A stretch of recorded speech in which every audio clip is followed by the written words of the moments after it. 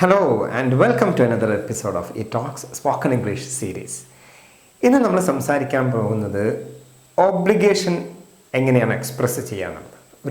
നമ്മുടെ ഉത്തരവാദിത്തങ്ങളെ അല്ലെങ്കിൽ നമ്മുടെ ഒബ്ലിഗേഷൻസിനെ എങ്ങനെയാണ് നമ്മൾ എക്സ്പ്രസ് ചെയ്യാന്നുള്ളത്. നമ്മൾ സാധാരണയായിട്ട് പറയുക ഐ ഹാവ് ടു, എനിക്ക് ചെയ്യാനുണ്ട് എന്നാണ് അല്ലേ. ഐ ഹാവ് ടു എന്ന പദം കൊണ്ടാണ് നമ്മൾ ഒബ്ലിഗേഷൻ പറയുക. I have to study a lot, എനിക്കൊരുപാട് പഠിക്കാനുണ്ട്. I have to go to Kannur, എനിക്ക് കണ്ണൂരിൽ പോകാനുണ്ട്, അത് എനിക്ക് ബാധ്യതയാണ് എന്ന അർത്ഥത്തിലാണ് അത് പറയുന്നത്. പക്ഷേ എനിക്ക് അത് ചെയ്യാനുണ്ടായിരുന്നു എന്നെങ്ങനെയാ പറയാം? അപ്പോൾ നമ്മൾ പറയും ഐ ഹാഡ് ടു എന്ന് പറയും. ഐ ഹാഡ് ടു, എനിക്കങ്ങനെ ഒരു കാര്യം ചെയ്യാനുണ്ടായിരുന്നു, അതെനിക്ക് ബാധ്യത ഉണ്ടായിരുന്നു എന്നെങ്ങനെയാ പറയുന്നത്?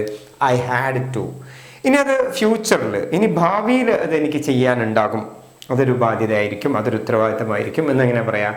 I will have to. എനിക്ക് next month I will have to go to Kannur എന്ന് പറയാം അല്ലേ. അങ്ങനെയാണ് ബാധ്യത അല്ലെങ്കിൽ നമ്മുടെ ഒബ്ലിഗേഷൻസ് നമ്മൾ പറയുന്നത്, എക്സ്പ്രസ് ചെയ്യുന്നത്. അപ്പോൾ ഇതിനകത്ത് ഒരു സംഗതിയുണ്ട്. നമ്മൾ സാധാരണ ഐ ആം എന്ന് പറയുമ്പോൾ ഐ എം എന്നാ പറയുള്ളൂ. ഐ ആം എന്ന് പറയുന്നത് വളരെ കുറവാണ്. അപ്പോൾ ഇവിടെ ഐ ഹാവ് ടു എന്ന് പറയുമ്പോൾ ശരിക്ക് ഹാവ് എന്നതിനെ ഷോർട്ടൻ ചെയ്തിട്ട് ബ്രീഫ് ആക്കിയിട്ട് ഐ ഹാവ് ടു എന്ന് പറയാൻ പാടില്ല. കാരണം നമ്മൾ I have to do this എന്ന് പറയുമ്പോൾ, എനിക്കത് ചെയ്യേണ്ടതുണ്ട് എന്ന് പറയുമ്പോൾ ഹാവ് എന്ന വേർഡിൻ്റെ മുകളിലാണ് ഇതിൻ്റെ സ്ട്രെസ് വരുന്നത്. അതുകൊണ്ട് തന്നെ ഐ ഹാവ് ടു എന്ന് പറഞ്ഞാൽ അത് ഒബ്ലിഗേഷൻ ആണ് എന്ന് അർത്ഥമില്ല. അതുകൊണ്ട് ശ്രദ്ധിക്കണം. I have to do it എന്ന് പറയുന്നതിന് പകരം I have to do it എന്ന് തന്നെ പറയണം. അപ്പോഴാണ് അത് ഒബ്ലിഗേഷൻ ആവുന്നത്. ഇനി രണ്ടാമത്തെ ഒരു കാര്യം, ഇത് കുറച്ചുകൂടി ഈ ഹാവിനെ ബ്രീഫാക്കിയിട്ട് പറഞ്ഞിട്ട് ചെയ്യാൻ പറ്റുന്ന ഒരു സംഗതി, കോൺട്രാസ്റ്റ് ചെയ്യുന്നതിൻ്റെ ഒരു രൂപം എന്ന് വെച്ചാൽ I have got to do this. അപ്പോൾ ഇവിടെ എന്ന് പറഞ്ഞാൽ ഇത് ഒബ്ലിഗേഷൻ ആണ്, ഇവിടെ ഇത് സെൽഫ് റിലയൻസ് ആണ്. നമുക്ക് അറിയാം, എനിക്ക് ഒരുപാട് പഠിക്കാനുണ്ട് എന്നെങ്ങനെയാണ് പറയുന്നത്? I have got to do this, I have got to study a lot എന്ന് പറഞ്ഞാൽ നമുക്ക് സ്വയം മനസ്സിലാക്കിയിട്ട് നമ്മൾ പറയാം എനിക്ക് ഒരുപാട് പഠിക്കേണ്ടതുണ്ട് എന്ന് പറയുമ്പോഴാണ് I have got to study a lot എന്ന് പറയുന്നത്. Okay, I have got to. ഇവിടെ നമുക്ക് കോൺട്രാസ്റ്റ് ചെയ്യാൻ പറ്റുന്നതാണ്, ബ്രീഫാക്കി പറയാൻ പറ്റുന്നതാണ്. ഐ ഹാവ് ടു എന്ന് പറഞ്ഞാലും മതി. ഇവിടെ I have got to, I've got to എന്ന് പറയാം. To do something, I've got to do something എന്ന് പറയാം. I've got to എന്ന് പറയാം. ഇനി വേറൊരു രീതി എന്താണെന്ന് വെച്ചാൽ യു മസ്റ്റ് എന്ന് പറഞ്ഞാൽ നമ്മൾ വേറൊരാളോട് ഒരു ഇമ്പോസ് ചെയ്യാൻ ഒരു സംഗതി ചെയ്യേണ്ടതുണ്ട്, ദാറ്റ് ഈസ് യുവർ ഡ്യൂട്ടി എന്ന് പറയുമ്പോൾ ആണ് യു മസ്റ്റ് എന്ന് പറയുന്നത്. യു മസ്റ്റ് ഡു ദിസ് എന്ന് പറയുമ്പോൾ ഇത് ഒബ്ലിഗേഷനാണ്. മോർ ഓവർ നമ്മൾ വേറൊരാളോട് അതിൻ്റെ ബാധ്യത അങ്ങോട്ട് ഏൽപ്പിക്കുമ്പോഴാണ് നമ്മൾ യു മസ്റ്റ് എന്ന് പറയുന്നത്.